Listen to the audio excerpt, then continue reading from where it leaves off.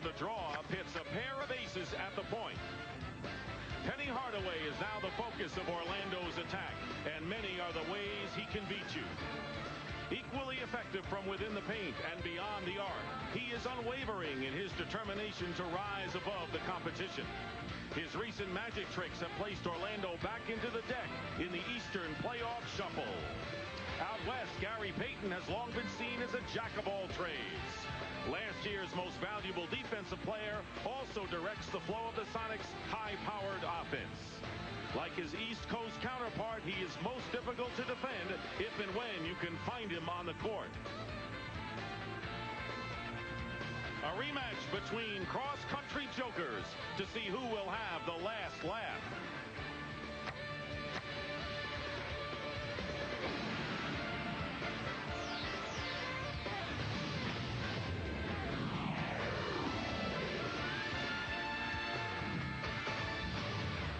Sunset in Seattle, and a splendid view as we welcome you to the Pacific Northwest for the NBA on TNT, and inside Key Arena tonight for the matchup between the Orlando Magic and the Seattle Sonics. And good evening, everyone. I'm Dick Stockton. This is one of those rare and old-fashioned back-to-back, coast-to-coast, home-and-home matchups. Both the Sonics and the Magic played Sunday in Orlando, and the Sonics won that game by 8 points. And in that game, Gary Payton had a season-high 32 points. My partner tonight is a guy named Glenn Rivers, but he likes to be known as Doc, so we'll call you Doc, since we didn't know. About the Seattle Sonics, they struggled a couple of times this year, but now, having won 20 of 25 since January 1st, they seem to be on a roll. Yeah, they're playing great. In the first half of the season, George Karl talked about urgency, and he said his team lacked that. That's all changed since the All-Star break.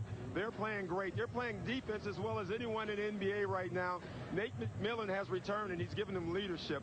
But they're focused. They have their eye on the prize at the end of the year, and they want another crack at it. Yeah, they were the Western Conference champions, and they want another shot at Chicago if that's the team. Detlef Schrempf, by the way, will not be in action again with the bad foot. Craig Sager will have an update shortly. Now, as far as the Orlando Magic is concerned, Doc, this is a team that changed coaches. Brian Hill was fired, and Richie Adubato, the assistant in there, won 6 in a row before that Sunday loss. So in your view, is Orlando a better team now? Well, they're a better team because of enthusiasm. They stuck their necks out on the line, and now they have to put up. You know, they're having that attitude as us against the world, and they're playing like that. They're playing better defense. They're more energetic on offense. They have another great incentive tonight. They lost to Seattle on Sunday night, and they want to return the favor here in Seattle. Well, it's kind of like second game of a playoff, so we'll see how they respond tonight. Horace Grant, you may know, has been bothered by an elbow problem, but he will be in the lineup tonight. So the Magic and the Sonics go at it again. Welcome to Seattle, where there's a lot to do, especially at the public market. And Sonics and TNT next.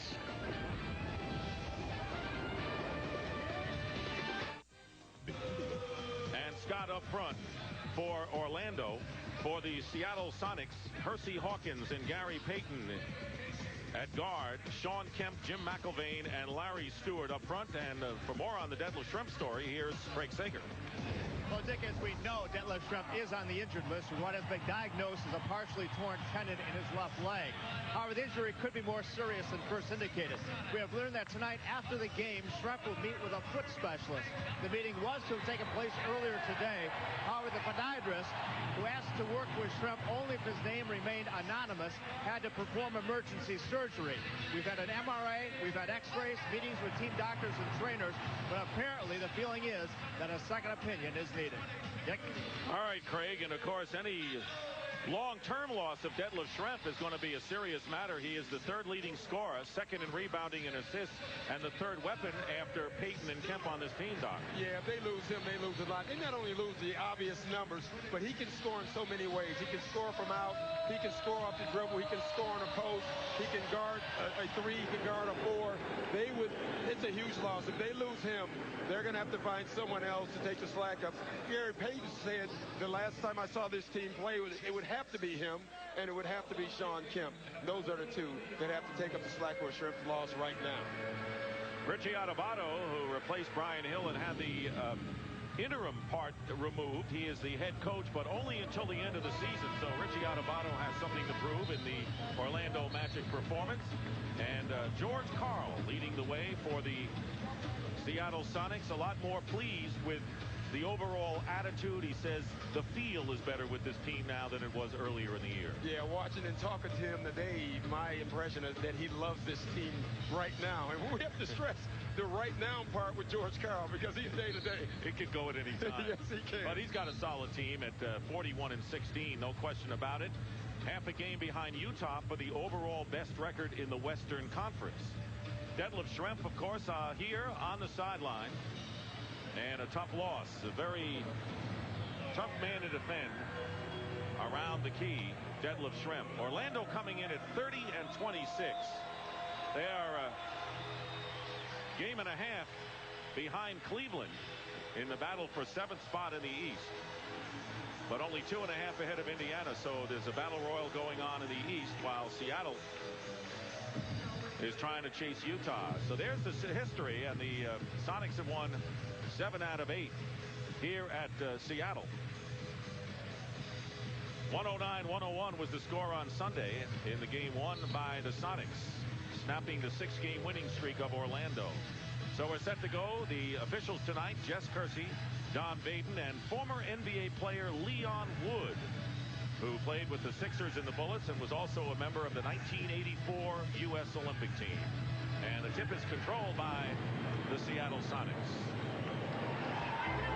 Payton has been the man who has stepped up big time lately for this team.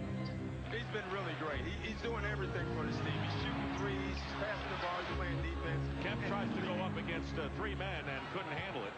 And here is Penny Hardaway. Hardaway's got something to prove. Yeah, he really does. He's the guy. He's the guy that everyone is focusing on. And it'd be interesting if he could do this. He's such a young player. You know, back when Magic Johnson did it, he was more mature. We'll see if Penny can handle it. And what you're talking about is a player who really went in and was not shy about saying we need a replacement as coach of the team. That's not a popular move to the public. Magic Johnson did it when Pat Riley became the coach. And, of course, Penny Hardaway led the way when Brian Hill was replaced. And when a player does that, he has to, you do the talking, now you have to do the walking, and that's what Penny has to do. And I think he will do it. The maturity thing is still the key. Ronnie Cycli in the low post now, double teamed, finds the open man. Hardaway.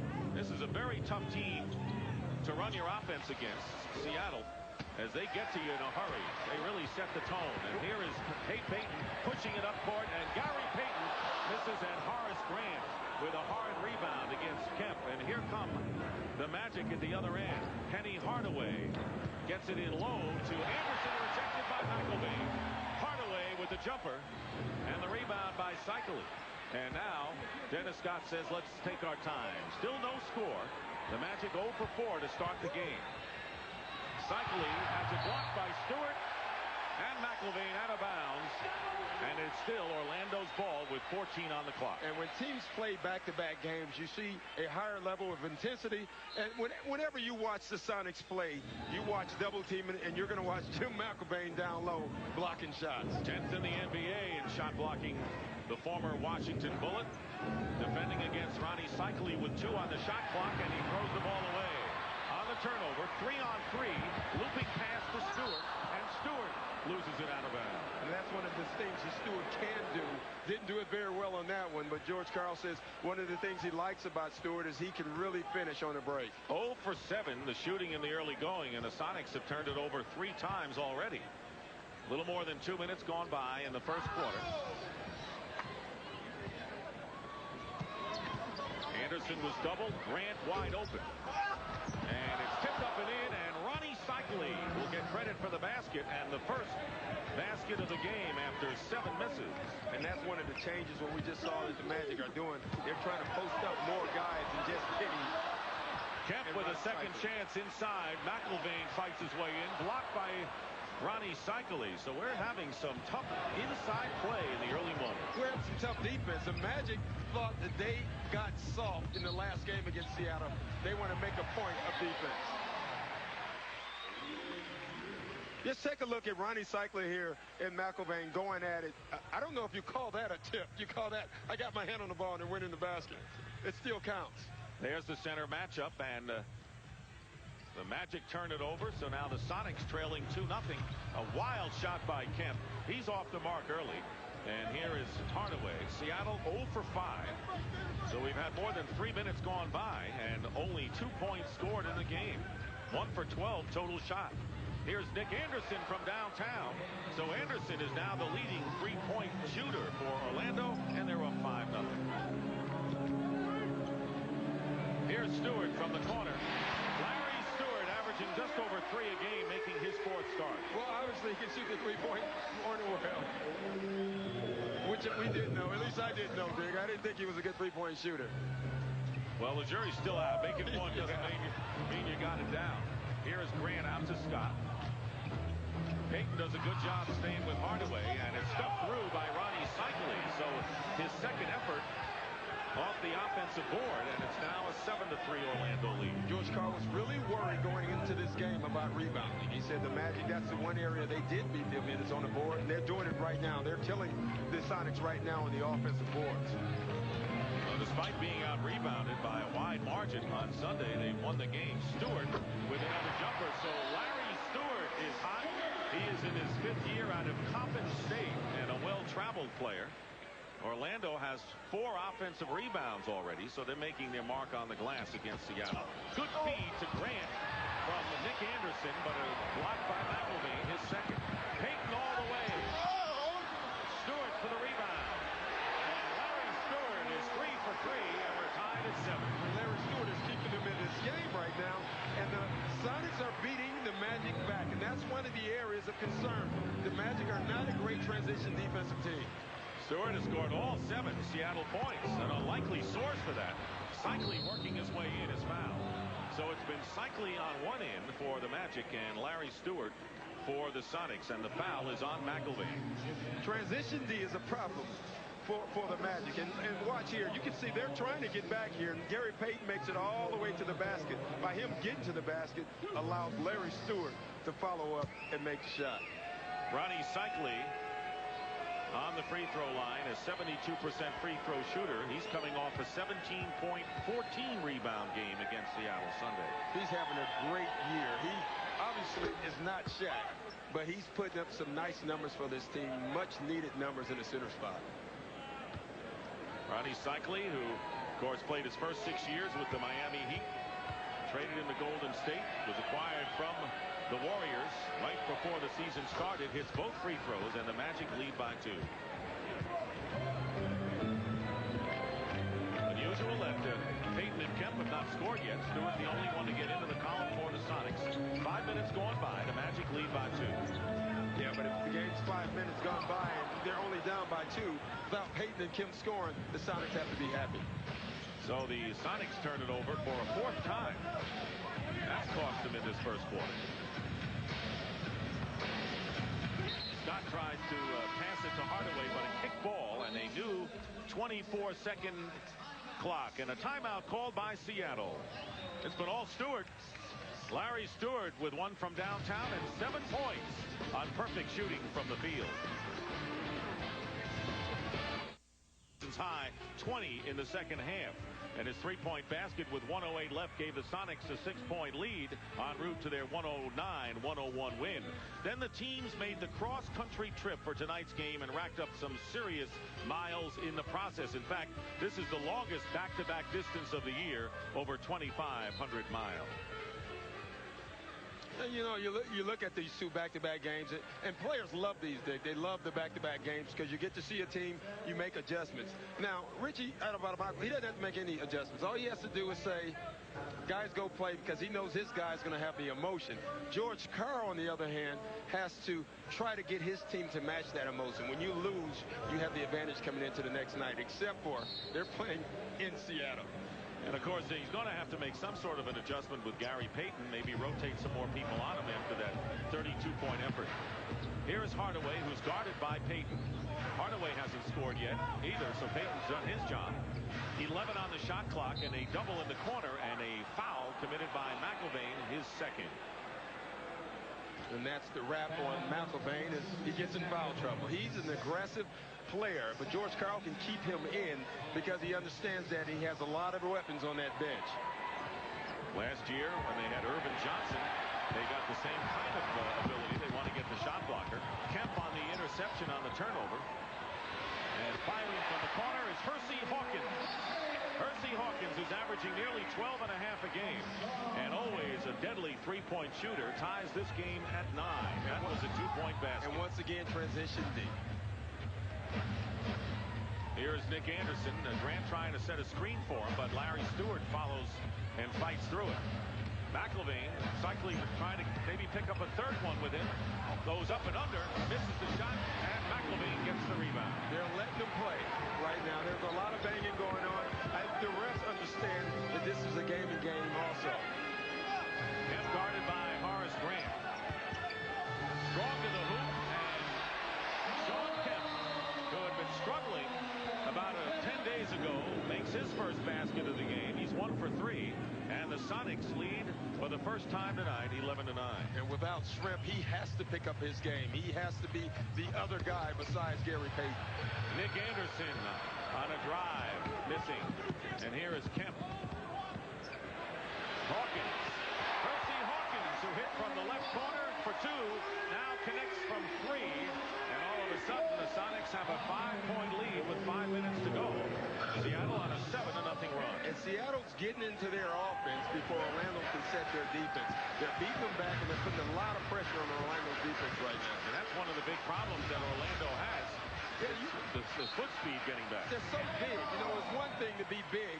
It's also a bad thing because everyone tries to rebound. Stop and go for Payton. Hardaway is staying with him.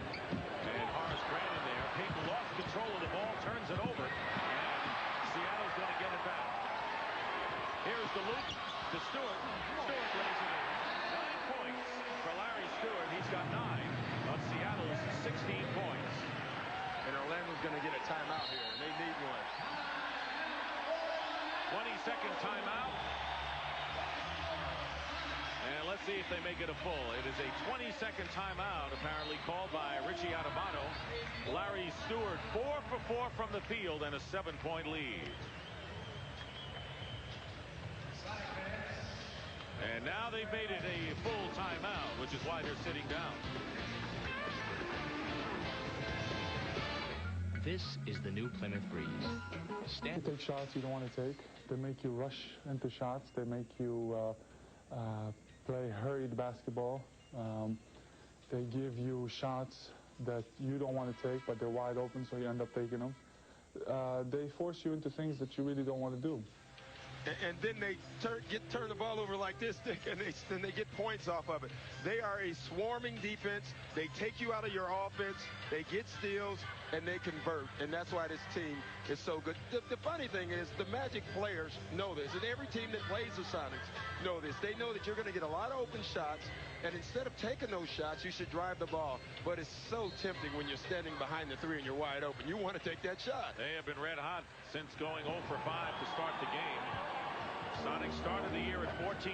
They had several big winning streaks, including 7 in a row recently, and they went into a dip a bit. But Sonics are gearing up now for the postseason. Payton knocks it away with 4 seconds on the shot clock, so the Magic have to attempt a shot in 4 seconds. Not an easy task against this defense. No, it's not. The one thing you know, you're going to get a trap here right when that ball comes in, because that's what Seattle does. They switch and they trap and they try to force you out of it. Dennis Scott gets it into Nick Anderson with 2 on the shot clock, and there's McIlvain all over Anderson, who gets the basket. McIlvain on Anderson. You're going to see a lot of different switches with the Sonics. McIlvain will guard everybody, and so will everybody else on the Sonics. But you know that they're going to get a double team, so it's not really a mismatch. Yeah, George Karl not afraid to switch anyone on the floor. So Payton, Grant lost him for the moment. They go in low now to Kemp. Payton for 3. Way off. Loose ball into the hands of Anderson. 3.5 minutes remaining. Gary Payton off to a slow start. 0 for 4 here in the first quarter. Ronnie Cycli could not hold on. And now the Magic have turned it over for a 5th time. And he's not happy. He thought he was hit on the arm right there. Look at this switch here. And you're going to see it all game. McElvain getting out on Nick Anderson. Anderson makes the shot, but good switch by the Sonics, and you'll see it again all game. They do it so well. You know, I look at the Bulls as probably the best defensive team in basketball, but I would say the Sonics are a close second, and the Sonics are tougher to play against because offensively you're going to be taken out of your flow. You know, last year the Bulls were on their way to a sweep, and all of a sudden the Sonics, when that series was over, looked to have young legs against Chicago. Well, you know they're coming all game, and that's why there's no lead too big against the Sonics, because they don't make runs offensively. They make runs with their defense.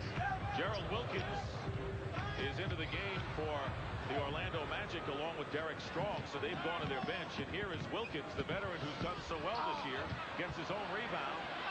And the former Cavalier, who played most of his career with the Knicks, is fouled. Vintage Gerald Wilkins. Vintage Gerald Wilkins. Vintage Dominique Wilkins. They play a lot of... What Gerald Wilkins does for this team is he changes the tempo. He changes it with effort, emotion. He comes in. He's aggressive. He takes it to the basket. He causes steals. And that's something this team lacked off the bench in the past. He's really good for this Orlando team.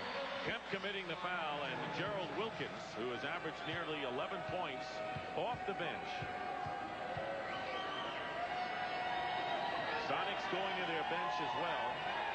Terry Cummings, the 15-year veteran, has come in along with Nate McMillan. As you pointed out, he missed the first 41 games, and that really hurt the team. When he came back, the team seemed to rise with him. Yeah, and it's not a coincidence. He does a lot of things for this team. Obviously, the leadership, and that's what everyone talks about. I think the most important thing is it allows Gary Payton to be more offensive-minded. Nate McMillan will run the offense. Gary Payton can become the scorer. Orlando showing some pressure in the backcourt as Wilkins connected on 1 out of 2. Under 3 minutes to go in the first quarter.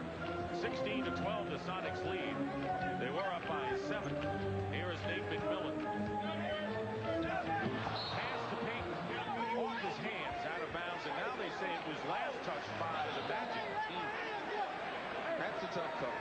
That's a tough call. Orlando did such a great job defensively, thinking they had the turnover. And it would seem to be off Nick Anderson. Loose ball on Payton's shot, and Horace Grant clears. Hardaway has it to Wilkins. Tough cross-court pass. Anderson winds up on the floor. No foul call. And here is Payton on a 2-on-2. And Terry Cummings, the veteran who played most of his career with the Milwaukee Bucks and has played in 20 games so far this year, gives Seattle an 18-12 lead. And there is Nate McMillan inside against Strong, and McMillan will pick up the personal foul. Quick shot here by Nick Anderson allows Seattle to get out on the break. It's one thing to take a quick shot, but if you're going to take a quick three, the other guys have to know that, and they have to get back. 7 of their 16 shots have come in transition. There you see the story of the offenses tonight. Meanwhile, Larry Stewart, who was 4 for 4 from the field, goes out having scored 9 points. Craig Elo replaces him. Derek Strong missed the opportunity to go to the line. No shot taken, and there is Anderson. Throws up the air ball. Strong fights inside. Under 2 minutes to go, and finally a foul is called. Yeah, and Orlando is staying in this game with their offensive rebounding right now. They're pounding the Sonics on the board. They had a 43-26 edge in Sunday's loss. And they're doing it again now. That's how they're getting shots. Second, third, and fourth shots are keeping them in the game. 6 offensive rebounds already for the Magic. Derek Strong makes the first free throw. He had a big game off the bench with 14 points, shooting 6 of 8 from the field. Here is Sam Perkins, who's one of the best coming off the bench for any team in the NBA, as Kemp goes out having scored 2 points and picking up 2 early personally. And Strong makes the free throw. The Lakers renounced his rights. He played 60 games for them last year, had been with the Bullets, Cleveland, and the Boston Celtics before that. And he's been a pleasant surprise. They knew he could play defense. They didn't realize how good he was on the post. But everyone knows how good Sam Perkins is shooting from downtown. Everyone knows it, but they still leave him. And they leave him because 4 in the 5 position aren't used to coming that far out. And the turnover as McMillan and Payton force the turnover. Here's Perkins again for another 3. didn't have his feet set on that one. And he was just inside the arc, so if it would have gone, it would have been just 2. 21-14, the Sonics matching their biggest lead here in this first quarter. Hardaway to an open Horace Grant. And Wilkins hustles for the loose ball. And Payton knocks the ball away momentarily. Wilkins goes in and it drops for him. So Wilkins now with 3 and a 5-point Seattle lead. Wide open. Payton misses a 3. And here come the Orlando Magic with under a minute to go. 47 plus. Payton 0 for 6 in the first quarter. Gary not scoring, and yet his team is up by 5. Yeah, I tell you, though, they're getting great shots. Everyone on the Sonics right now is getting great shots. They're putting so much pressure on Orlando's defense. If they start making these shots, it's going to be a blowout here. And a backcourt violation, and 27.8 remain in the quarter as Seattle will take over. Yeah. Hardaway. And we talk about Payton, Hardaway, and that's what Payton does. George Karl loves the matchup with Payton and Hardaway. He says Payton does a great job on it, and obviously you look at the numbers, they bear out. They played like jokers. We showed them the guard game. Right jokers. now, both of them are jokers. They have no points. Right now, the Sonics playing for the last shot of the first quarter. And there's a good trap, and they're going to call the push on Hardaway. Penny Hardaway with his first personal foul. So the Sonics will have 10.4. And one of the adjustments we see so far is double teaming Payton, even out at half court away from the basket, and he still draws a foul. That's the first foul against the Orlando Magic in this first quarter. Here's Elo firing from the corner as time runs down, and that'll do it. Larry Stewart, an unlikely star offensively for the Sonics in the first quarter, had 9 points on 4 for 4 shooting. Orlando only 24% from the field, yet they're only down by 5. 21-16. Seattle leading after 1. Did I say Space Noodle? Yeah. I meant, of course, Space Needle, as we welcome you back to Seattle, where the Seattle Sonics lead 21-16, and Larry Stewart is playing in place of the injured Detlef Schrempf. Had a brilliant, perfect shooting first quarter with 9 points. Yeah, one of the things he scored on, or most of his points, were in transition, and that's what George Karl said he could do so well, is score in the transition. Nice shooting touch. He's a banger on the boards. He's doing exactly what they need him to do. Making his 4th start, and was 1 for 10 on the season from 3-point territory, and has 1 3-point basket thus far. But it's an unusual first quarter in that Gary Payton coming in averaging over 22. Tim Hardaway nearly 20, both scoreless after 1. So we start the second quarter. Derek Strong and Brian Shaw makes his first appearance with Gerald Wilkins, Horace Grant, and Scott in there as well. And the key right now for the Magic, without Cycli or Tim Hardaway, or Penny Hardaway in the game, it'll be interesting how they get their shots. That's a good way of getting the shot, is taking a 3 by Gerald Wilkins. Second 3-point basket for the Orlando Magic. Dennis Scott coming in averaging over 13, still hasn't scored. Cycli has 6, and now Wilkins with 6, leading Orlando. Nate McMillan with Cummings, Payton, Elo, and Perkins. Double team on Payton. Not good spacing, which is why they were able to double Cummings so fast. But McMillan was there. Elo misses the tip into the hands of Strong, who is listed as 6'8". It looks like a muscular 6'8". Yeah, he lives up to his name. That's what he does. Here's Grant. Out to Scott. 2-man game, and Perkins reaches in and tips it away. Good play by Perkins defensively. Payton goes in, and Shaw committing the foul on Gary Payton. Right now, let's send it over to Craig Sager. Well, Dick, as you can see, Brian Shaw is wearing protective ski goggles. He is suffering from conjunctivitis in the right eye. I talked to him just before the game. He says he's allergic to a lot of things, grass, ragweed, pollen, but what really bothers him is cat dander. So much so that the players have been advised not to have any pet cats. So this is strictly a canine club. Boy. Yeah. They're going to get a lot of calls from cat lovers, I can tell you that. Tell you what. And Craig is just doing his job. Yeah, he is. Folks, right under Brian Shaw. 22-19, the Magic to within 3 as both the one free throw by Payton. That's his first point of the game. Here's Wilkins, who's guarded by Payton. On the double Shaw. Shaw working his way in, and it drops for him. So it's now a one-point game, 22-21. As the Orlando Magic out of the chute quickly here in the early moments of the second quarter. And you know what they're doing? They're driving the ball to the basket, and that's what they should do instead of settling for all the jump shots. McMillan from downtown. Nate McMillan with his first points of the game, and that's what really hurt Orlando Sunday. They were settling, as you might say, for the perimeter shot. Yeah, 32 threes. You take 32 threes in the game and not making it like you're going to lose the game. 2 minutes gone by here in the second. It's a 4-point Seattle lead. And here is Grant going in, fighting his way in, tipped up and in by Derek Strong. So Strong with 4 points coming off the bench again and playing well once again against Seattle. And that's why Orlando they're getting so many offensive rebounds because they're penetrating. Seattle helps by nature and it frees up somebody on the board. Seattle turns it over. Brian Shaw fires it up, and there was a case where Orlando might have put it up too quickly. Not the man maybe ideally you want to take the shot. No, and when you put it up too quickly against this Sonic team, they get it back down on the other end quickly. Every time Orlando has turned the ball over, Seattle has made them pay. Every time they've taken a quick shot, Seattle makes them play. On the other hand, the Sonics have already turned it over 2 more times tonight than they did Sunday when they protected the ball extremely well. Well, the Magic believe they didn't protect it well, that they didn't play defense hard, and that's what they're doing tonight. Ronnie Cycli checks back in. Guards Perkins in a low post. But little he can do against Sam, who has 5 points. And a 4-point Seattle lead. Sam Perkins, who can beat you in the low post and, of course, from downtown.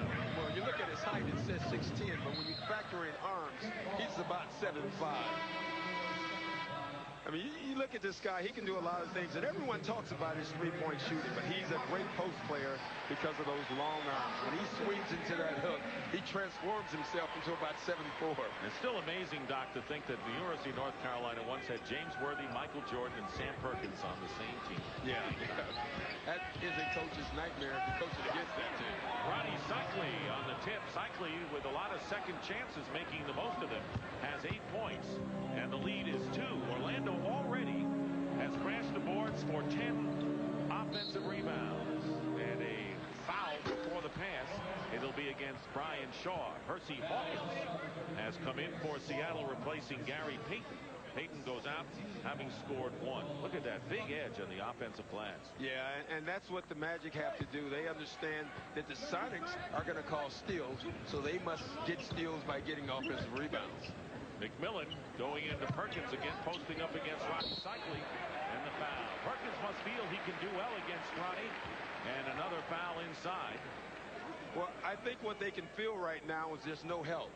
And you give a guy 4 and 5 dribbles on that post, even if he's not a good player, he's going to hurt you. You give Sam Perkins 3 and 4 and 5 dribbles, he's going to hurt you for sure. Cycli committing the foul. There the numbers on Sam Perkins, who is shooting 42% from downtown. He is an 80% free throw shooter. And one of the more clutch players in the NBA for many, many years. Began his career with Dallas, played with the Lakers, and now a fixture off the bench for George Karl. He's shooting 42% from the three-point line. It's such a special weapon, obviously for a guard, but for a guy as his height, guys who guard him aren't used to coming that far out away from the basket, and that's why he gets open shots. Seattle putting pressure on for the first time. Derek Strong, too strong off the glass, and the rebound by Terry Cummings. So the Sonics lead is 4. Hardaway, who is not in the lineup right now, and Payton, who's on the bench with 1 point, have not been factors in this game. I think by choice for Hardaway. I think he really was trying to get other guys involved. Cummings working against Strong, and a good turnaround by Terry Cummings. What a valuable guy to have around in his 15th year, signed mid-January. Remember, once upon a time was the Rookie of the Year in this league. Got to go back to 1983. With the Clippers. Here is Cycli working against Perkins with a fall away, and Ronnie Cycli in double figures with 10 points. He came in averaging over 17, and the turnover will give the ball back to Orlando. Yeah, Brian Shaw put some great pressure on Nate McMillan. Nate McMillan didn't expect it to come that hard and turn the ball over. Penny Hardaway will come back into the game. He was scoreless in the first quarter. Hardaway leading the Magic, averaging 19.6, and Gerald Wilkins sitting down. And I would say that he's going to come in and try to be a little bit more offensive-minded this time. Saved by choice. He really wanted to be a playmaker. Had no assists either in the first quarter. Cycli throws up the air ball, and Strong has it deflected out of bounds. Last touch by Craig Ehlo. You can really see the effect of the Sonics defense. The Magic are starting to rush shots, take shots a little bit quicker. Their last 3 or 4 shots have not been good shots, and that's not due to them. It's due to the Sonics. Sean Kemp checks back in. Sam Perkins, who scored 7 off the bench, goes out. And there is Brian Shaw with a basket, and the Magic lurking, trailing by only 2, 31-29, with 7:10 remaining in the second quarter. Cummings driving to the hoop against Cycli. And Ronnie Cycli gets the rebound, and the Orlando Magic looking to tie the game. 5 rebounds for Ronnie Cycli. Here is Penny Hardaway, but it's kept alive by Shaw. Hardaway again for 3. And that's one of the things the Magic will see more of, and that is three-point shooting from Penny. Yeah, they want him, or he wants to shoot more threes to get involved in the offense a little bit more. Hersey Hawkins again on transition defense, wide open 3.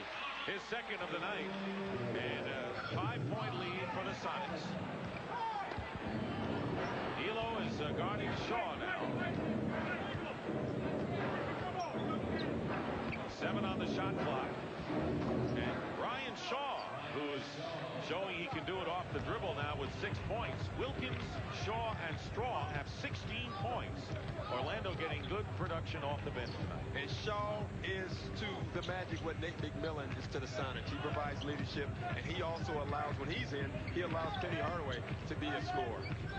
Under 6 minutes remaining in the second quarter. On the switch, Hersey Hawkins in traffic finds Ehlo for 3. Long rebound to Dennis Scott, and now the Magic down by 3. They've been hanging tough against the Seattle team here in this first half. Double team on Hardaway. Scott, who was yet to take a shot, takes his first. And the rebound by Kemp.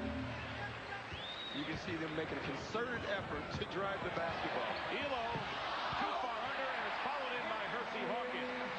So Hawkins now the Seattle scoring leader with 10 on 4 for 4 shooting. Getting wide open looks, Dick. He's getting wide open threes. He gets a follow-up, and it's all been with their transition. George Karl saying he's done the job defensively. I want him to get the ball to shoot a lot more, and Hawkins can do that. Here is a 2-on-2. Hawkins working his way in the lane. Finds Ehlo. Great pass for Hersey Hawkins, and Ehlo got himself free. And every time they take a jump shot and it's a long rebound, the Sonics are off to the races. Well, they'll take advantage and release 1 or 2 in a hurry. 38-31, so the Sonics again with a 7-point lead matches their biggest, and traveling called against Derek Strong.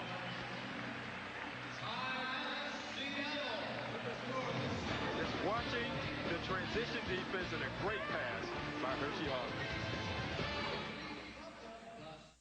Tonight, late in the first half, Keith Askins for 3, and Miami with a 54-50 halftime lead over the Detroit Pistons. Miami an impressive 21-1 when leading at the half on the road, and now early in the third they're up 56-52. Now let's go back to Key, to Dick and Doc, guys.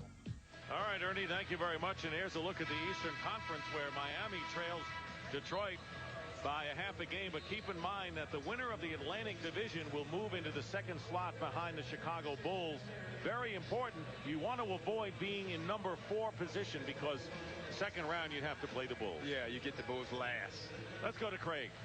Dick, midway through the third quarter of Sunday's game, Penny Hardaway had a massive dunk. George Karl called a timeout and said, do not let Hardaway get that ball in the paint again. He did not score for the last part of the third quarter or the entire fourth quarter on Sunday.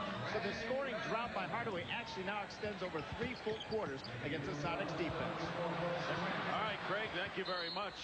And we have a tie-up, and tonight, 3 of the Magic starters following up on Craig's report, including Penny Hardaway, Horace Grant, and Dennis Scott, are a combined 0 for 11. There you see from the field, and Peyton and Kemp haven't done much better. They're 1 for 9, and yet the Sonics are up by 7 points. Well, the Sonics are scoring on turnovers, long shots, and transition. The Magic aren't doing that. They're getting some points off their offensive rebound. They need Penny Hardaway to pick up his offensive load. I will say this: if you remember in the game Sunday, who watched it, he turned his ankle. He told me this morning it is bothering him. So you do watch NBC on Sundays occasionally? Yeah, sometimes. Greg Graham into the game. He's going to take the shot from outside. And this is Kemp fighting for the offensive rebound. Hawkins inside to Cummings. And he's got it.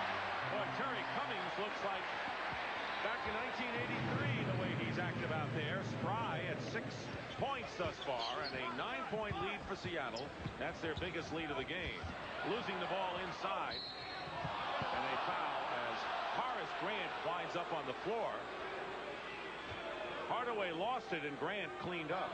The Sonics are doing just a great job of moving the basketball. He has a shot, pump fake, pass wide open to Terry Cummings, who obviously the rain, this weather has really helped him. He looks fresh again. Well, he's playing great. He's really playing great for this team, an added veteran. This is a young team still. Though they've been to the finals and they've had great seasons over the last 3 and 4 years, it's still a very young team. Adding veterans like Terry Cummings helps this team.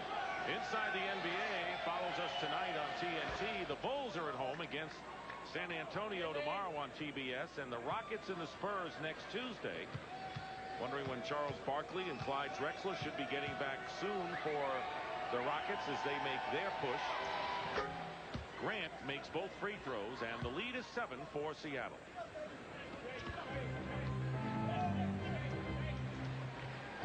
Sonics led by 5 after 1 quarter. They've increased that margin. Greg Graham looking inside for Kemp. Kemp has scored only 2 points, kicked out of bounds. And Jess Kersey said, I didn't see it. Leon Wood said it was kicked away by the Sonics. And Kemp is really struggling. He's really struggling trying to score since the All-Star break. He's had 3 or 4 games in a row that he's kind of broken out of. And George Karl told us the last game that they're not getting him the ball in the right spots. It goes both ways. He's not finishing, and they're not giving him the ball in the right spots. Larry Stewart, who was the first quarter star with 9 points, replaces Terry Cummings, who goes out with 6. Cummings very impressive off the bench. In fact, both teams' reserves have really held the fort in this game. Yeah, the benches have stepped up. Now you need your starters to it, especially the Magic. New clock on the kickball. 40-33. The Sonics up by 7. They were up by 9 moments ago. Here is Hardaway from downtown. And Kemp taps it to himself. Kemp now with the rebound. And inside Stewart finds Hawkins. And the line drive 3 for Hersey Hawkins. His third of the game. Hersey Hawkins is having a great game. He's making the shot, but he's getting wide open shots. And again, we keep beating this drum. He's getting it on the break. Hawkins perfect from the field at 5 for 5. And Orlando now down by 10. And Gerald Wilkins comes back for 3. So again, a 7-point game. Once again, guys coming off the pine are getting the job done for both teams. Hawkins with a quick run for 3. He's got 2 in a row and 4 in the game.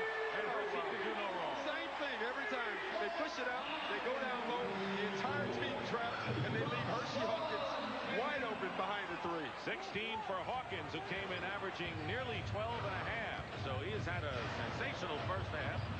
And Graham very nearly with the steal. Wilkins, and he hits another. And that will be another 3-point basket. So we're having our own 3-point shootout right now between Hersey Hawkins and Gerald Wilkins. Larry Stewart misses a layup. And a 7-point Seattle lead as Orlando tries to cut it down some more with 1:42 remaining. First half. Cycli against Kemp low post. And Ronnie Cycli with 12. And that was one of the few times that they didn't get down the trap in time. Lead is 5 for Seattle. I think Orlando playing on the road where they are 12 and 15 away from the O Arena.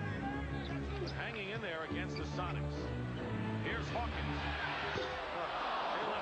open for some inexplicable reason. Every time down. But Orlando will turn it over, and the Sonics get it back. Well, that was the first miss by Hawkins. Hardaway's been struggling. So is Payton. By 5 with 1:10 to go. Those are the points for the Orlando starters. Grant, Hardaway, and Scott are 0 for 12. So they've got to be getting something from somewhere, and they are. 22 points off the bench, led by Gerald Wilkins with 12. Strong and Shaw also have played well, and Seattle too has gotten a great contribution with 18 off the bench, led by Sam Perkins with 7 and Terry Cummings with 6. Yeah, both starting units are struggling. The Sonics are getting easier shots, though, and Hershey Hawkins is playing great. The Magic are not. Every shot the Magic has taken have been tough shots. Gerald Wilkins has made some incredibly tough shots for this team, and right now with Penny struggling and Horace Grant and the other guys, they need someone else to step up.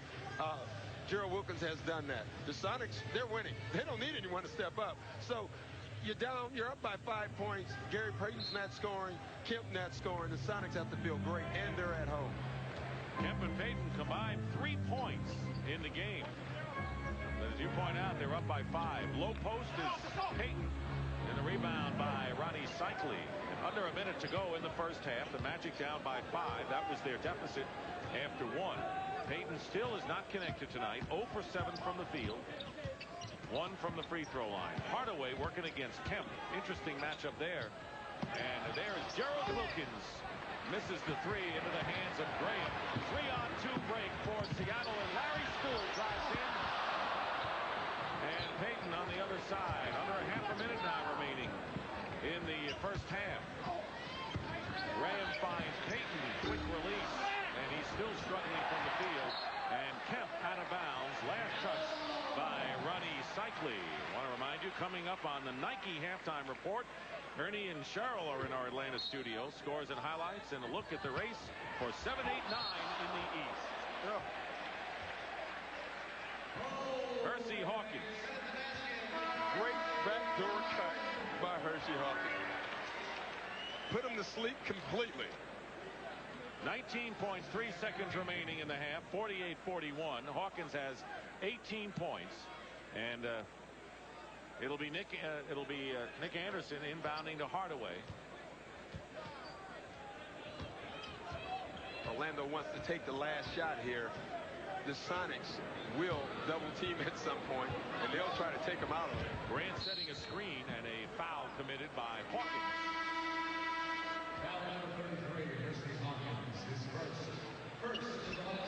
And that's the first foul in the last 2 minutes against Seattle. That was a good foul. They knew that.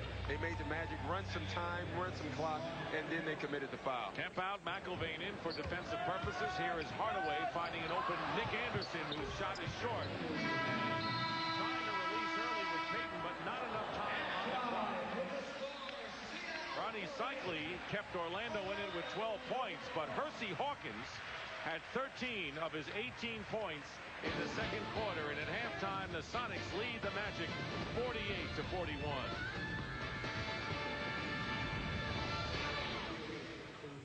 Well, Coach, a lot of unusual statistics in this game. First question, anything wrong with Penny Hardaway? No, nothing wrong with Penny Hardaway. I know he doesn't have any points, correct? Right. Gary Payton only has 1 point. So it is a strange game when 2 of your stars add up to 1 point. Okay, we've done a good job on Payton. We've done a good job on Kemp. They've done a good job on our guy.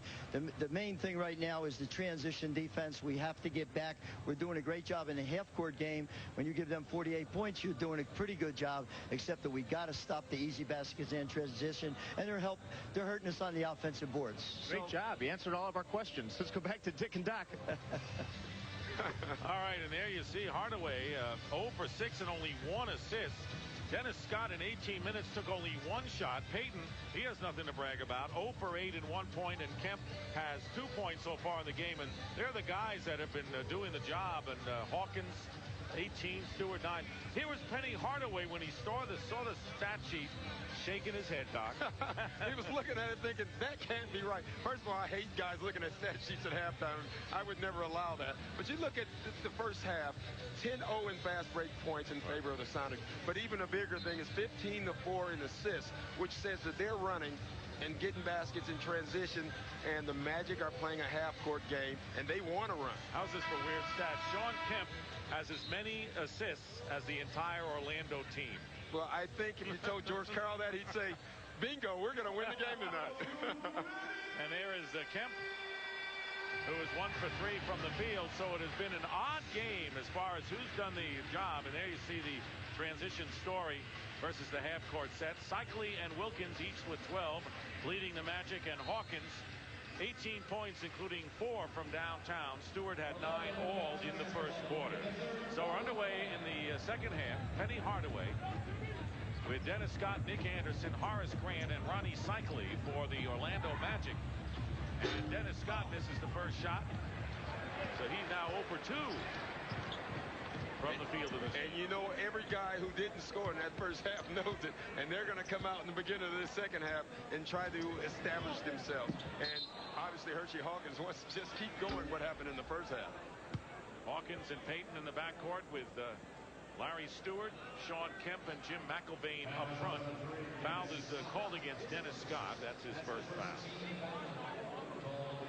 48 to 41. Seattle led it by as many as 10. The Magic cut it down to 2. Here is Payton, and he hits the three. Gary Payton with his first basket of the game.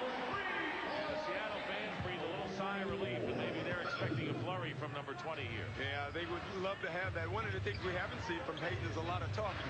George Karl says he likes Payton talking. When you're angry, when he's angry, he plays great. He's the last guy you want upset or talking. He says, give me some pace. Give me some pace. When he wants Payton to do something and take a leadership role. Stewart travels, trying to get into the hoop on the pass from Payton. And of course, so much of what basketball is today is the facade that you're trying to show the opposition. Is the emotion, and Gary Payton plays on emotion. He plays mean, he plays angry, and when he's not that, he's not that good. He hasn't done that today. You haven't seen him emotional. You haven't seen him talking, trash talking, and you look at his numbers, he doesn't have the numbers tonight. Some guys have it that way. Michael Jordan's another guy that you don't want angry. You don't want Michael Jordan clearly. On the turnover, Payton misses the spin layup. I think coaches and people have learned now when you're going to play the Chicago Bulls, say nothing about Michael Jordan. Yeah, there's a word called and that's what you should do against Michael. Let's see if Cycli might have shaken himself up a little bit trying to chase that ball out of bounds. Well, he showed some pain there, so maybe he did, but he'll stay, and he looks fine right there, I'll tell you that. Goes up and scoops it in beautifully. Great scoop shot by Ronnie Cycli, who has been the key now. He is 6 of 10 from the field and a 51-43 Seattle lead. We're in the first 2 minutes of the third quarter. The Sonics coming home after an impressive 4-1 road trip in Utah, Cleveland, Indiana, Miami, and Orlando. And on the other side, the Magic starting a 6-game, 10-day West Coast trip. Scott guarded by Stewart with a little more than 2 minutes gone by. Here in the third, the lead is 8 for Seattle. Hardaway, Payton stays with him. And Payton commits the foul on Penny Hardaway. Yeah, he did. He got him on the arm, but what great defense by Gary Payton. Hardaway has a shot. He recovers to him. He stops the drive, turns it over, hits it on him. He did hit him on the arm, though, and he fouled him. But that's great defense by Gary Payton. You look at this matchup here, and Hardaway has 3 or 4 inches, and that's right there is what he should do more, is just turn around and shoot over him. That is his advantage. So Hardaway, like Payton, get the first basket of the game for those 2 backcourt stars. Payton driving, scooping into the hoop. And a basket by Payton. So I have a hunch that those first half numbers will be long-time history. Yeah, they will change it right now. Hardaway and Cycli are getting into it on that last play. He wants a trap. The other guy didn't trap, and he left him open. Tipped away by Kemp. Kemp has Payton. And he got a little too fancy. Kemp with a short jumper, and it doesn't go. And it was Payton all alone on the 2-8, and Shawn Kemp just totally ignored him. Shawn Kemp went for showtime instead of just doing a simple thing, pass it to the open man. Those are little things that cause problems later. And Penny Hardaway hits his second in a row. This one from 3-point territory. He's got 5 quick points. And the Sonics lead is down to 5. It was at one point 10. There's the shooting here in this third quarter. Trap on Gary Payton. Grant is on him. Gabe's given up his dribble. He's in trouble now. Finds Stewart for three, and he hits. What an ad-lib basket that was. Yes, it was. They had nothing coming. Larry Stewart moved his body. Instead of standing there, he moved his body, and he gets an open shot. Cycli spinning his way, blocked by McIlvaine. And here's Payton with a 3-on-3 now as the Magic get back to defensively. Payton scoops his way in, and goaltending called against Ronnie Cycli, and give Gary Payton the basket. He's got 8 points. He not only has 8 points, he has a swagger back right now, and that's all good for the Sonics. He is talking a little bit right now. He's playing hard, and he drives and gives an open shot to Larry Stewart. And you knew you couldn't keep a good man down for long. Payton has scored 7 points in the last minute, 22 seconds. When you're an offensive player, you're not used to that. And the first thing I realized was, I didn't have the legs on the offensive end that, I'd had in the past because, you're fighting through so many screens, you're doing so many rotations, you're running so much on the defensive end. It took away a little from my offensive end, but I think it was something that I got used to, and, the better shape that you get in, and, the more you do it and the more you get accustomed to it, I think the better off you be, and I think that's exactly what happened. Well, I tell you what, he's had the legs tonight. He's scoring in every way, shooting threes, driving to the basket, doing about everything for this team. And he's right. When you play defense is a lot of work. You have to do all kinds of things. Tonight, he's doing it every way. He's playing great defense, and he's also scoring baskets. Hersey Hawkins, who missed only 7 games in his 8-year career, acquired by the Sonics along with David Wingate from Charlotte in the Kendall Gill deal that George Karl was anxious to make. So the lead is 10. And here is Anderson with Hardaway, Scott, Grant, and Cycli, the same 5 that started the second half, been there for Orlando in the early moments. Ball away by Hardaway, short. Grant with the follow, and a foul is called. Jim McIlvaine once again. Once again, his help. That's what he does. He doesn't play a long stint of minutes, but when he's in the game, he tries and challenges every shot. He was the reason for that miss. But by him going to help, it freed up Horace Grant on the boards. Horace Grant, a 69% shooter from the line, played 29 minutes Sunday against the Sonics after not playing Friday with that sore elbow. With the familiar goggles, former Chicago Bull makes 1 out of 2. The rebound by Kemp, and the lead is 9 for the Sonics. 7:35 and running remaining in the third quarter. Dick Stockton along with Doc Rivers and Craig Sager here at Key Arena in Seattle. Sonics have won 9 of their last 10 games. They're on a roll. Gary Payton misses a 3. Rebound by Grant. He's got 7. Scott puts up for a 3 and hits. Scott. That's what the Magic needs to do a little bit more. Get some easy buckets. Try to get the ball and get into their offense before Seattle sets up that devastating defense. And that's his first points of the game, Dennis Scott. And it comes from downtown, so it's 58-52. Scott setting an NBA record for 3-point baskets a year ago.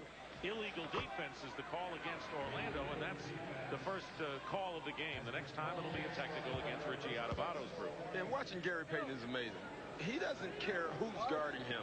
Horace Grant can guard Gary Payton, and he's still going to try to post him up. He is a little guard who is extremely strong, who has great post moves, and it doesn't matter that he's shorter. Cycli now picking up Payton on the switch, and with Hardaway, they trap him in midcourt. Hawkins, and the jumper by McIlvaine, and Kemp fighting Grant. And here come the Magic down by 6 points, so they hang in there against the Sonics on the road in the start of their West Coast trip. Cycli spins his way in, and with a left-handed layup, Ronnie Cycli now has 16 points, and the lead is 4. And that was just a great move by Ronnie Cycli, up and under. McIlvaine comes through, but it was the penetration of Gary Payton that set it all up. And that's what's setting everyone up. Gary Payton and other guys on transition penetrated and then pitching it out. That time, they didn't pitch it out for a 3. They pitched it out and got a dunk. Halfway through this third stanza, the Sonics 60 and the Magic 54. Penny Hardaway tonight with 5 points. Hit 2 baskets in a row, fighting his way in, and the ball drops, gets the basket, and the foul as well. And Hardaway with a chance to complete a 3-point play. And walking gingerly on the ankle. Yeah, he really is. I think it is bothering him. This is a great move here. He got hit by both guys and was strong enough to make the basket. You look at Penny Hardaway's body, and you don't see muscle, but he is a strong player. He plays strong. Larry Stewart committing the foul, and Hardaway makes 1 out of 2. Or one missed the free throw, I should say, made the basket. And it's a 60-56 lead. Orlando extending their defense, and a rare turnover as Gary Payton lost the ball out of bounds with Hardaway harassing him at midcourt. And you can see the emotion starting to pick up for both of these teams, especially Gary Payton, and that's what George Karl wants from him. And I would say that Hardaway's pace has picked up as well. No basket as a foul before the shot by Nick Anderson. Hardaway's has decided, I'm going to get a little bit more aggressive offensively and force the issue. And that's what he has to do for this team, because he is one of the few guys besides Ron Cycli who can draw double teams. And if he's not aggressive, then it's easy for the defense. He has to be aggressive every night for this basketball team to win games. And Orlando right now a game and a half behind Cleveland for the 7th spot. You want to avoid number 8. You're 8. You got to play the Chicago Bulls in the first round of the NBA playoffs. Penny Hardaway banks it in for 3. He'll take him any way he can get. Yeah, he will. 10 points now for Penny, and it's a 1-point Sonic lead. The Magic on an 11-2 run. You saw Perkins replace McIlvaine in the Seattle lineup. And Payton with 5:03 to go now into the hands of Larry Stewart. Stewart working his way in, has it knocked away. Here's Kemp. Great spin reverse layup by Shawn Kemp. Only his 2nd basket of the game. Yeah, that's just great athletic ability. There's very few people in the league that can do that, and he did it with ease. 62-59, a 3-point lead. It was a 10-point lead moments ago for the Sonics, but the Magic have come back again. Hardaway misses the jumper. And the interception by Dennis Scott. And Hardaway didn't really have control. And the quick shot and a 3-point basket by Nick Anderson has tied the game at 62. What a dramatic turn of events. You can really see them lifting them up. Obviously, making a run like this is big for this Magic team. And they're going to bring Nate McMillan. Who else to come in? The stabilizer for the Seattle team, getting off the bench now. Here is Kemp working against Cycli. Throws the ball away into the hands of Anderson. Penny Hardaway using Grant as a screen. Scott is open for 3, and he's got it. And George Karl on the brink is calling a timeout. You've got to figure. Yeah, you know he's thinking about it, but he wants them to play through this. He wants his team to play through this, not waste a timeout right now. And when you're home, I guess you can afford to do that. 3-point lead now for the Magic. They scored their first 5 points of the game. Stewart with the offensive rebound and a loose ball foul called against Larry Stewart on the push-off. Orlando has hit 5 of 6 from 3-point territory here in this quarter. Seattle hasn't done badly either, but Orlando really going to town. Yeah, they're shooting it really well. They're shooting it well because Penny Hardaway has been more aggressive. He's penetrating and he's kicking it out. I tell you what's a great substitution is putting Nate McMillan in right now, because he wants now Gary Payton to start scoring some points, and he's going to let Nate McMillan run the offense. Now it's time to take a look at tonight's GMC scoreboard. Atlanta leading Cleveland, Charlotte over San Antonio, Miami over Detroit. Looks like the Heat doesn't want to give up that first place standing in the Atlantic. Indiana in a dogfight with Boston and the New York Knicks in front. Don't forget to tune in CNN. It's 11 p.m. for all the scores, highlights, and an in-depth look at the sports issues of the day on the simulcast of CNN SI. 1 free throw by Horace Grant, and the Magic are up by 4. Less than 3.5 minutes remaining in the third. Magic scored the first 5 points of this game and weren't heard from as far as the lead until the last minute or so. Yeah, they're making a run with their defense. They're causing some nice steals. Seattle's really having put Nate McMillan in. Gary Payton has to step up and start scoring. 4-point lead for the Magic, and this crowd silenced all of a sudden. Orlando coming back big time. Cycling trapped by Perkins. 9 on the shot clock. The Magic has some margin here. Anderson nowhere against McMillan. Scott over Perkins. Hits. And so Dennis Scott, who is ice cold and missing, has hit 2 3-pointers and now 3 here in the third quarter and a timeout. 69-62, the Magic.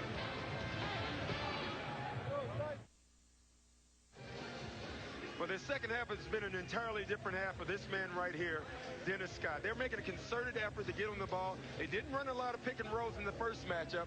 They're doing it now. They're doing this to draw double teams and to get Dennis Scott some shots. 1 attempt in the first half. He's already had 3, and he's 3 from 3, all from the 3. Dennis Scott has set an NBA record for 3-point baskets last season with 267. Had a strained hamstring. A second to Nick Anderson in 3-point hoops coming into this game, but he's hot. Payton along with Perkins, McMillan, Hawkins, and Kemp for the Sonics, who find themselves trailing by 7 with under 2.5 minutes to go in the third quarter. A shocking third quarter. Seattle's been outplayed by the Magic. 4 on the shot clock, and defense is the key here. Kemp with a bank shot. Great sequence defensively, but Kemp steals the ball and he's fouled. And what a shame. The Magic played great defense. They get the rebound and then they fight over it. I mean, watch it. They're playing great defense. They make them go down to the bottom of the clock, use the clock, get the rebound. 2 guys fight over the ball, and it falls right back into Shawn Kemp's hand. 15 rebounds for Shawn Kemp, quietly doing the job off the glass. Cycli committed the foul. Winding down to 2 minutes remaining. That was Anderson, not Cycli, with the foul. And a tie-up, and Shawn Kemp is tied up with 2 minutes to go, and the crowd doesn't like that at all. They thought he was fouled. It was a good call. He brought the ball right up into hands. Shawn Kemp is trying to force the action right now. He got away with it. He gets a chance to get the jump ball and win the jump ball and get the ball back. But he's really trying to force the action right now. Derek Strong will jump center against Kemp. Wilkins, Grant, Scott, and Hardaway. The other members of the Magic in there now. Orlando starting a 6-game Western trip. Yeah, Leon Wood's having trouble throwing that ball up because when he played, he was a guard. He didn't have to jump much. Not easy to no, that's a tough thing. Percy Hawkins picked up by Grant on the switch. Perkins posting up against Gerald Wilkins, trying to take advantage, and he does. Perkins and a quick reaction. And he's been the guy down on the post end for the outside for the Sonics. That might be an idea for them to go down to him a little bit. 5-point lead for the Magic with 1:36 to go in the third quarter. Big turnaround here in the third for Orlando. Penny Hardaway has had 8 points and 3 assists after a very quiet first half, and he goes in. Grant follows after 24 buzzer to get the basket, and again the Magic by 7. 1:15 to go. That was Grant's first basket of the game. A lot of the Magic stars who did not shoot at all in the first half starting to come around. Perkins fighting for the loose ball, and then letting him play, as you said. Here is Hawkins for 3. And it goes over the top into the possession of the Orlando Magic as Terry Cummings and Craig Elo check into the game for the Sonics. And what George Karl feared going into this game was emotion. He said, you know, the Magic was going to come with it because they lost this game Sunday and they want to pay back. His biggest fear, he said, we'll figure out the X and O part of it. I got to figure out a way to motivate my guys. And right now, the Magic, they're playing harder. Hardaway with the jumper, and as you said, it's like a second game of a playoff series. When you lose the first one, you come out really loaded for bear the second game. Orlando shooting 24% in the first quarter, 67 here in the third, 73-64, 10 on the shot clock for the Sonics. Perkins with a fake over Strong, and the rebound by Horace Grant. He's got 11 rebounds in this game. And now the Magic playing for the last shot. And what a turnaround. Penny is starting to take over this game. He's starting to score, but he's not only just scoring, he's playing harder. The entire team is playing harder. This Magic team is enthused now. 6 seconds. Hardaway misses from downtown. Tipped into the hands of Wilkins, who misses at the buzzer. Penny Hardaway came alive, as did many of the Magic. 12 points, 3 assists, as Orlando doubled Seattle to the tune of 32-16. After 3, they've got the lead. The Sonics have been sailing along throughout this game, but now find themselves in arrears as the Orlando Magic lead 73-64. Let's make a case for the defense and even against the defense, Doc. Yeah, what you want to look at here is Gary Payton. He is a great defensive player, and he's great on the post. He denies Penny the ball down here. He switches here, and he fronts. What Gary Payton does, and a lot of other guys don't, he plays defense before the guy gets the ball. He understands that's how to play. Now, that was the good. Now, here's the bad. Gerald Wilkins playing defense on Sam Perkins. He decides to go for the steal and gives up the layup. He did play defense before he got the ball. Sam Perkins catches it low, and that's all he can do is go for the steal. Orlando, a great defense. Yeah, tremendous 40% stopping percentage. They forced 13 turnovers, and really for Seattle, only 2 transition points in the third quarter. So the Magic got that part of the job done. Yeah, they really did. They got back exactly what they wanted to do, and they're playing better defense with more emotion. 9-point lead for the Magic as we start the fourth quarter.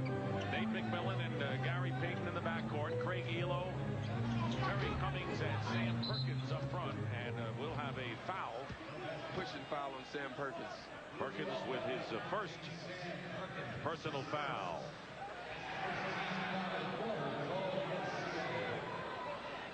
Derek Strong starts the fourth quarter with Gerald Wilkins, Brian Shaw, Dennis Scott, and Ronnie Cycli. So Penny Hardaway is on the bench for Orlando, but Payton is in there for Seattle. Kemp sitting as well for the Sonics. Sonics starting to put a little bit more ball pressure on. They want to cause some turnovers. They want to get back out on that break, and they know to get on the break, they must force some turnovers. That's the name of their game. They'll force you out of your offense anytime. 10 seconds on the shot clock, as you see on the lower left for the Magic. Shaw guarded by Payton, trying to overplay him. 2, and a turnaround by Shaw. Tipped away into the hands of Wilkins. Great hustle by the veteran Gerald Wilkins. Scott knifing his way in, misses the bank shot. Minute gone by. Here is Seattle pushing it up on the transition. And the basket by Payton and the foul. Quick jump shot by Dennis Scott turns into a fast break for the Sonics, and that's what was happening to the Magic in the first half. And the foul is against Shaw, his second, and Gary Payton, who has 11 points now in the game. Payton coming in, averaging 22.38 in the NBA in scoring. Another key time. Penny's out of the game now. Ron Cycli in, and that's the guy they're going to have to go to is Ron Cycli, because he's the only guy on the court right now that can draw a double team. A illegal defense called against the Sonics. That's the first call against Seattle. And you're right about Cycli with 16 points. He is the Magic high scorer. Hardaway and Wilkins are second with 12 apiece. Yeah, and that Ronnie Cycli is what caused that illegal defense. They're worried about him down on the post. He's having such a good game. Cummings giving Derek Strong the outside shot. That's where they want to go right back to him down on the post. Cycli doubled and triple team for the moment. 9 on the shot clock. Smothering defense by the Sonics. And Shaw throws up a wild three-pointer. Elo to Perkins. Perkins knew he had no shot inside. Now Payton posting up against Dennis Scott. And losing the ball. And credit Scott for knocking it away from Gary Payton. Yeah, Richie Adubato told us that Scott won't get a lot of charges, but he has great hands.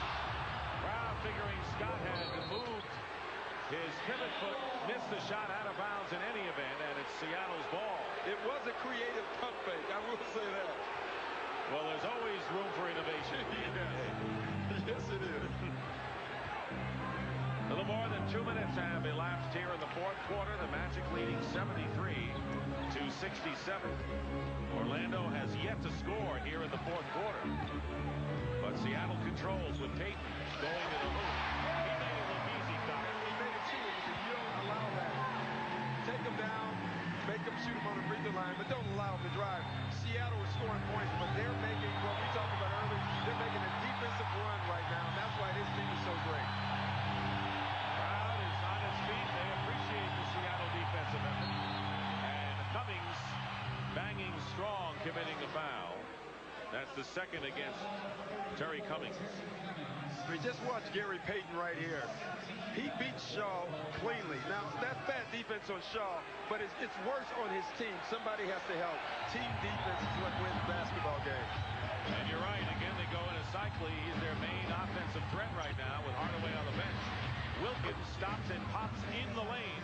Gerald Wilkins, 14 points off the bench.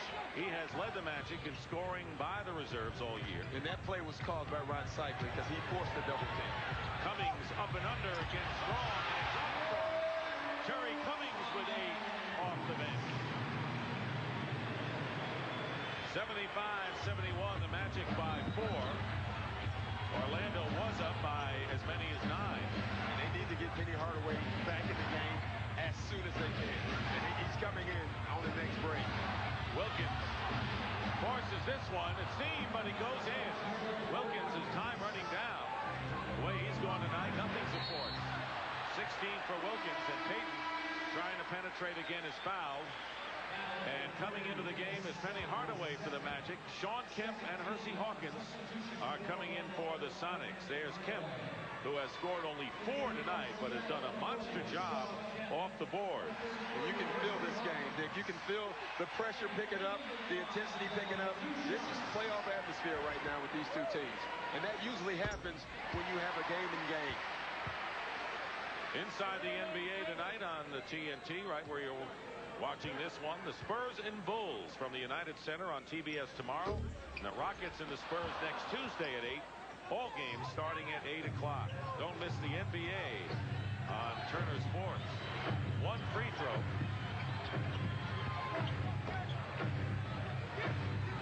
Nearly 4 minutes gone by, fourth quarter. The Magic by 5.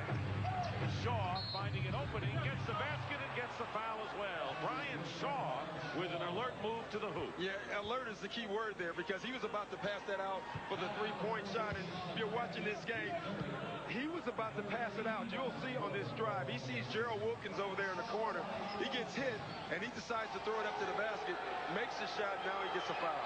No more alert than Glenn Rivers was in his playing today, I might add. The difference is I wouldn't make the shot. But thanks for being humble with Well, you might as well. Kemp, by the way, committing his 3rd foul, Doc, and the score 80-72, an 8-point lead. Elo in the low post. Cummings over Cycli, well executed. Yeah, what's interesting tonight about the Sonics is Gary Payton is coming on, but Kemp has not been a factor at all. Guys like Stewart and Terry Cummings have been better post players so far in this game. Kemp does have 16 rebounds, so he's getting it done some way. Here is Wilkins spinning toward the baseline and a foul inside. But how about the veterans tonight, the likes of Cummings and Wilkins, and what they've done, veterans off the bench. They're both picking their teams up. Gerald Wilkins right now feels it. He wants to take the ball to the basket, and that's one of the things, or one of the ways, or theories to beat the Sonics is taking it to the basket, being strong to the basket, and making them foul you. Horace Grant comes into the game. Derek Strong goes out, and Gerald Wilkins on the free throw line. That last foul was against Cummings. That was his 3rd. Wilkins tonight has 17 points on 6 of 9 from the field and 4 rebounds. Well, Coach Adebayo talked about forcing the action, taking the ball to the basket, and the Magic has 15 free throws, 16 on that one. 9 more free throw attempts than Seattle. That's because of their board strength. Yes. Cycli gave it to him early off the offensive glass. So it's an 8-point lead. 7:20 remaining in the fourth quarter. Kemp for the turnaround, and Grant the rebound. Talking to George Karl today, one of the things he said to his team after the road trip, let's attempt to not lose another home game the rest of the way. Yeah, they want to make this a place where people think about coming in thinking about losing, like in Chicago. Hardaway with the short hook shot. Penny now with 14. And the crowd silence. The biggest lead of the game right now for the Magic is 10 at 84-74. And what's most impressive about the Magic is they're doing it with their defense. Once again. And the foul against Kemp as he fouled Hardaway, who made the steal, and a bit of frustration on the Seattle Sonics as Shawn Kemp picks up number 4 and a timeout by the Sonics.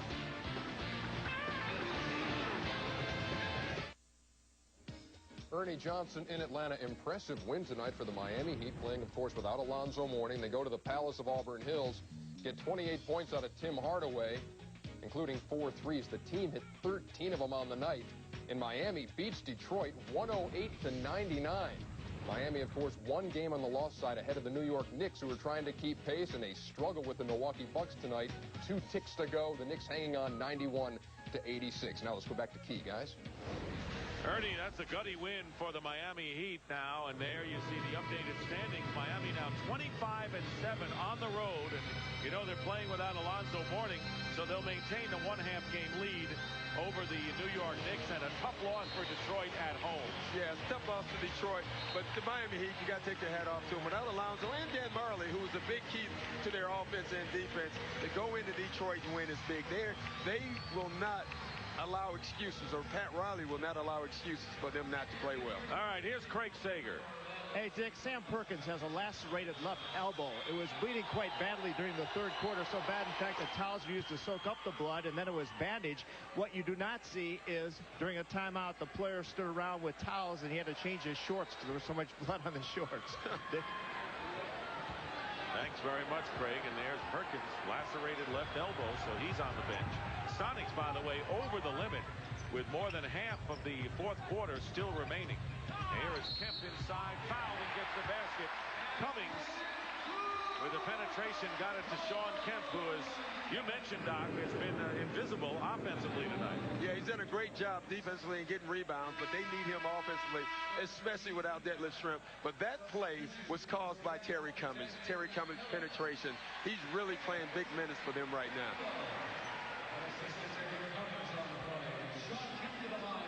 Seattle has gone on the line only 7 times tonight. But, you know, this is the free throw. Yeah, it's the exact turnaround from Sunday's game. The Magic didn't penetrate. They shot jumpers, and they didn't go to the free throw line. Now it's a turnaround. The Magic's getting on the line from penetration and from the rebounding. How about talk about turnaround, Doc? The Sonics led 58-48, 4 minutes into the third quarter.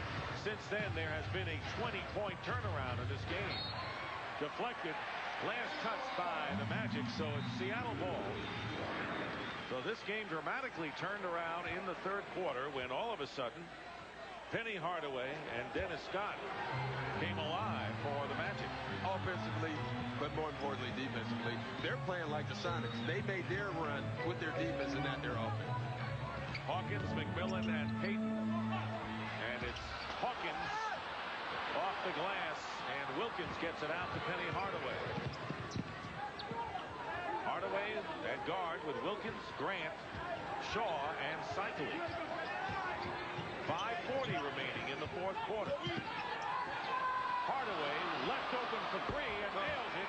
Penny Hardaway now with his third three-point basket and has 19 points. And after scoring in the first half, no points, leads Orlando with 19. Payton with a runner across the lane. 89-78 now. Payton the answer, but I'll say this about Gary Payton, and we talked about that face. George Karl needs to yell out there right now, show us some face, because he hasn't had it tonight so far. Hardaway gets it to Grant. 9 on the clock. The Sonics extending their defense now. 5 on the shot clock, and a wild throw, and an over and back call against Orlando. You can almost see that coming the way Seattle was pushing him out. Yeah, you can see that pressure right here. But you'll see the double team come by Hershey Hawkins. Gary Payton plays the lane. Wilkins sees it. Never leave your feet when you're passing the basketball, especially against the Sonics, and especially with Gary Payton in the lanes. Nate McMillan guarded by Nick Anderson. Throws the ball away. He was looking for Kemp, but Kemp was not under the basket, so that costly turnover, and they're all costly from here on in when you're down by 11. That is the 16th turnover by Seattle. But one thing you'll say about the Sonics, they're never out of a game because they play great defense. Hardaway knifing between two defenders, and a foul before the pass. The Sonics have been over the limit, so this will be a shooting situation. And Shawn Kemp now has picked up his 5th personal foul. One more, and he is gone. Which would obviously be a big loss for the Sonics. Though he's not scoring, he's still a huge threat to score. Causes double teams, and he's a great rebounder for him. What a sudden attack of defense for the Magic that turned the game around. Unbelievable. That's all they talked about coming into this game, that they didn't play defense that they played when they won their 6 or 7 games in a row. Now they're playing it, and they're winning the basketball game. This should tell them a lot about defense. You don't win a championship without playing defense. And there you see Hardaway taking advantage of that defense by Orlando and scoring 21 points. All of the second half. And there is Gary Payton with the lay-in. 2 buckets in a row by Gary Payton. He's starting to try to get in. Not a lot of time left for him. 18 for Payton. And the tough thing for the Sonics, not only do they have to stop him, they have to stop him without fouls because they're in the penalty already. Here's Cycling. Runs into a wall. No foul called. And here's a 2-on-2. Payton finds McMillan and lays it in. And the Sonics making a run here. They're trailing by 9. 91-82. And Richie Adubato considering a timeout now with 3:48 remaining. Now he's waved it off. Yeah, he is definitely thinking about calling that timeout. But Seattle's defense is what's caused this great conversion. Everybody comes down on the post and makes them take a tough shot. The worst thing about this play was Cycling and Byron Shaw never got back. They were complaining about the call. Getting close to the 3.5-minute mark. Nick Anderson on the double finds Grant. And a foul. Horace Grant hit and fouled hard. Will go to the free throw line to shoot 2. And Perkins on the personal foul. Dick, right now, the Magic, they're being relentless driving the ball to the basket. They know they're in foul trouble. They're making the Sonics foul them, and they're getting on the line to make shots. And they have to make the free throws if they want to win this game. But they're doing a great job of forcing the action. Right now, the Sonics are trapping everything. And they're forcing things. They're making you shoot 3-pointers, but the Magic will not shoot them. They're going to drive the ball anyway. They're doing a great job. They have learned a lesson from the game Sunday night. 20-second timeout called by Seattle. Well, on Sunday, TBS will bring you a 1-hour sports special at the first major world track and field competition since the Atlanta Olympics. Vern Lundquist, Dwight Stones, and Craig Masbach host the 1997 World Indoor Track and Field Championships from Paris, France. Not a bad assignment. Coverage begins at 4:05 p.m. this Sunday on TBS. Now, why would we get that assignment, going to France? Well, because, Doc, I wanted to work with you tonight. All right. So I said, look, forget about Paris. Forget about London. I want to be with Doc right here in the Pacific Northwest. And I got my wish. You know, remember today at practice, the first thing that Richie Adubato told us, he said the honeymoon is over. He says they won 6 straight, lost to Seattle. He said the honeymoon is over, and it is at this point. But what a win this would mean for the Magic if they can hold on. And Adubato, I mean, this is a great transition right here. They lose the game Sunday, their first loss for him, and he comes back and gets them to play this way. This is a testament to him. 92-82, the Magic up by 10, 3:19 to go. Gary Payton got to be the key guy with Kemp, and a foul. Ronnie Cycli committing the personal foul, and that is the 4th team foul against Orlando. Next one will put them into the penalty. And great foul, because he was beat. He just reached and grabbed him. Great foul, make him take it out. Plenty of time on the shot clock. 3 minutes remaining in the fourth quarter. Hawkins. Orlando, brilliant defensive sequence here with 6 on the shot clock. And Hawkins fouled by Hardaway. Oh, boy. And it was a foul. Penny's upset. But right now, the Magic are playing great defense. They sure are. And now it's time to take a look at tonight's Dutch boy in the paint.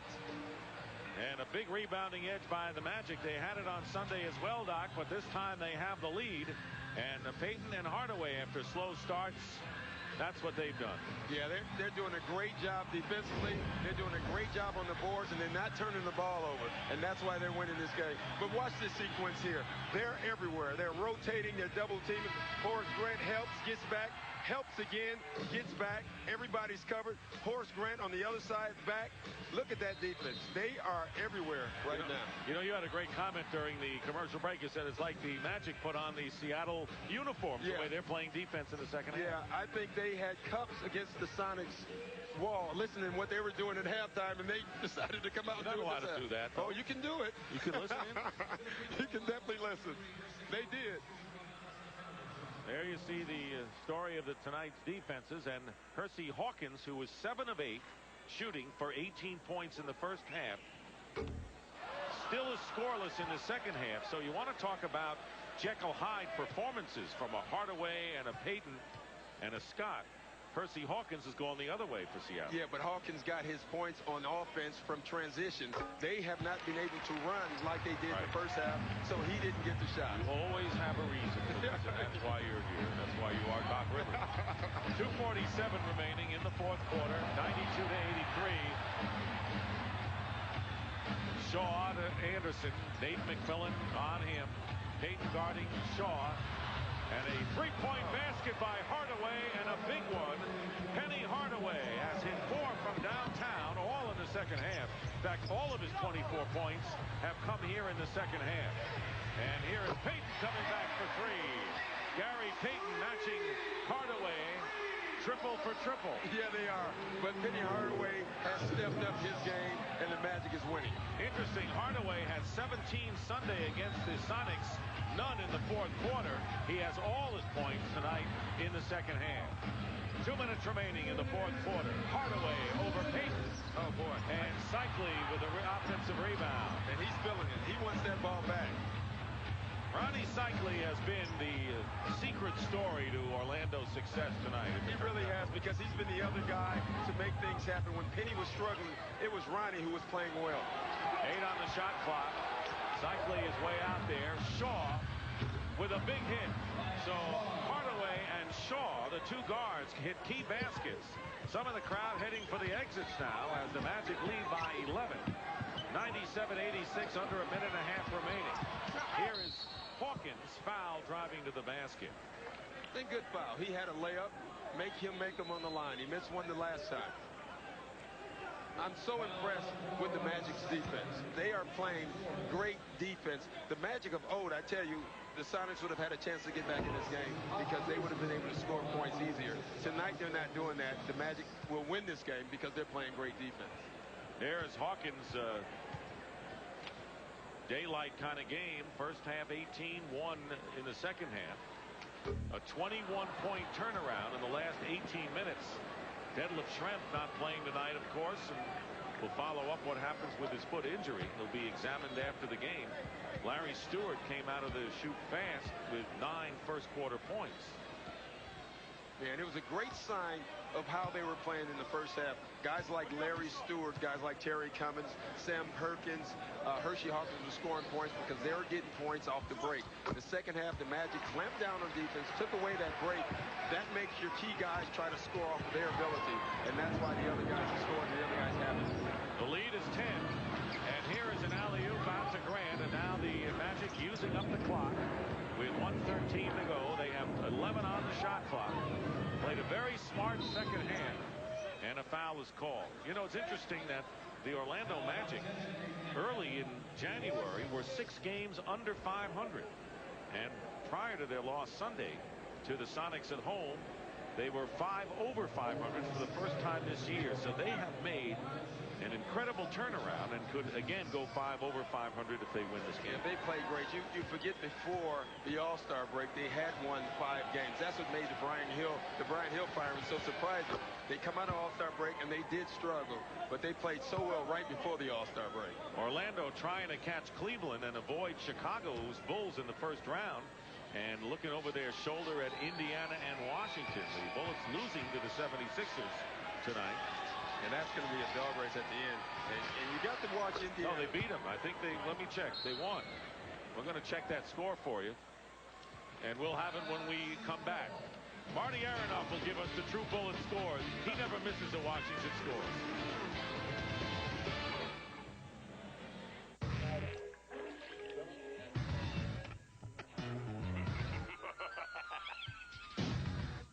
Check this out. We back at GP's show. Look here, I'm back this year, new and improved. Now, what makes it possible for Joe to earn such a good living?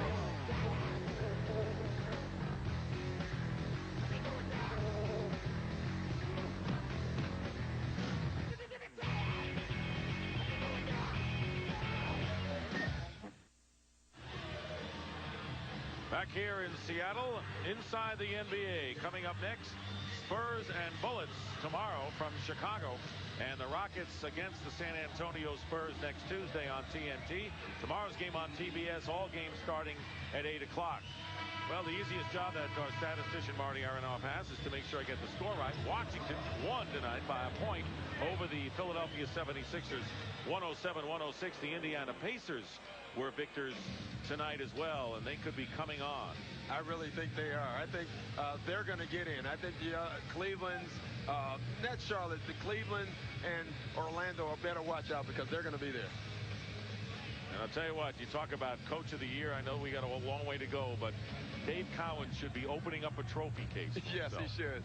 Early on, I thought the favorite was Doug Collins.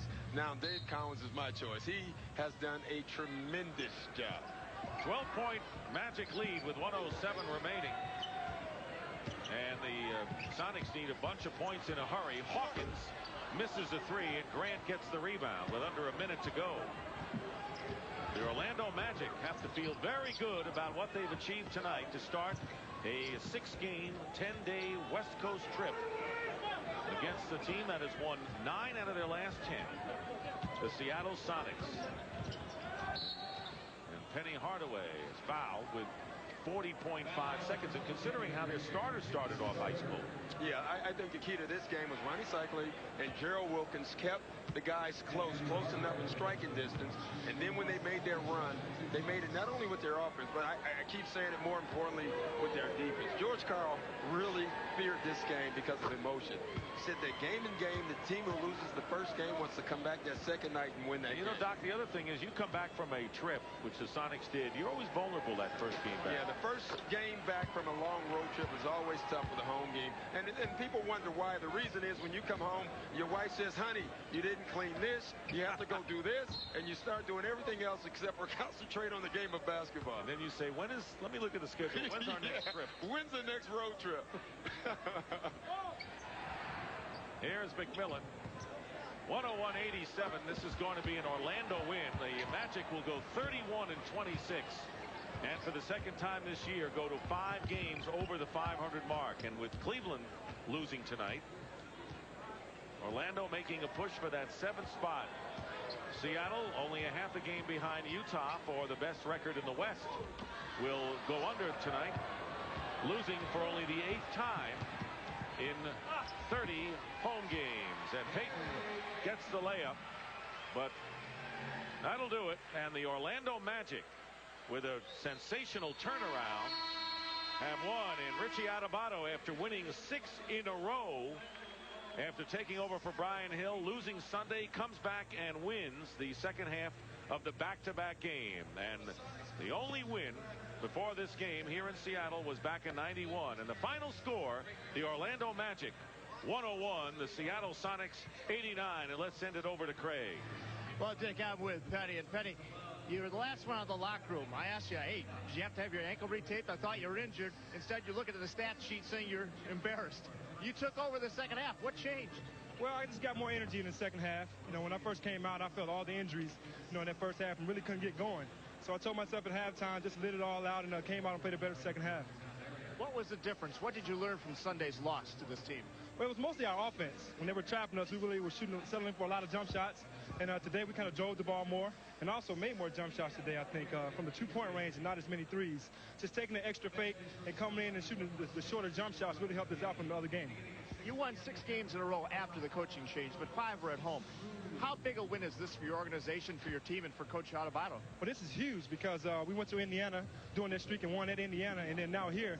And we're 2-0 on the road with Coach Adubato right now. And I think we needed to get away from home, you know, to really find ourselves, to really get back out there. And right now, this is a great win for us. This game, Penny. Congratulations. Now let's go back to Dick and Doc. Well, with us is Ronnie Cycli, and not because you're a Syracuse guy.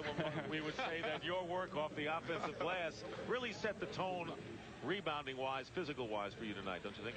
Well, I knew that everything I was going to get was has to be very hard-earned. They don't give you anything easy, and you have to get your points, and you have to get to the boards. You have to do anything, scramble yourself in any way to help the team, because you're not going to see defenses like you see every night where you're going to go one-on-one or you're going to see a double team. They come doubling anytime when you don't expect it. When you put it down once, they might come down when you put it down twice.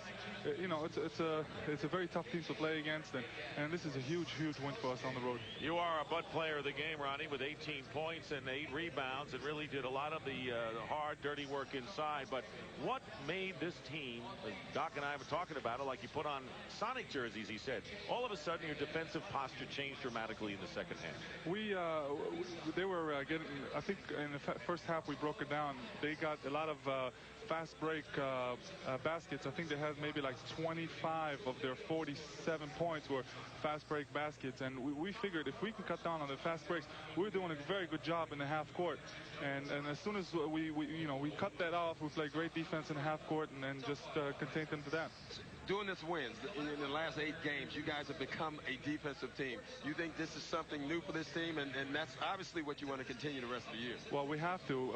This has to become a trademark of this team, because we have been winning, and it shows that when we have the defensive intensity in there, it starts with the guards. They push up, and then it kind of filters down to the big man down there. When you see your guards pushing up and playing hard, it just filters down to the big man, and then everybody becomes unselfish, and that carries on to the offensive side as well. How good can this team be this year? I think we're still trying to work out our kinks offensively. Defensively, I think we're ahead right now. We're playing very well defensively, but offensively we're not as sharp as we should be. But hopefully in time we will be very sharp. Ronnie, congratulations. Big win on the start of this trip for you. Thank you very much. All right, Inside the NBA will be coming up next. We want to tell you this 22-point turnaround in the second half by the Orlando Magic will be coming back to Key Arena in Seattle in just a moment.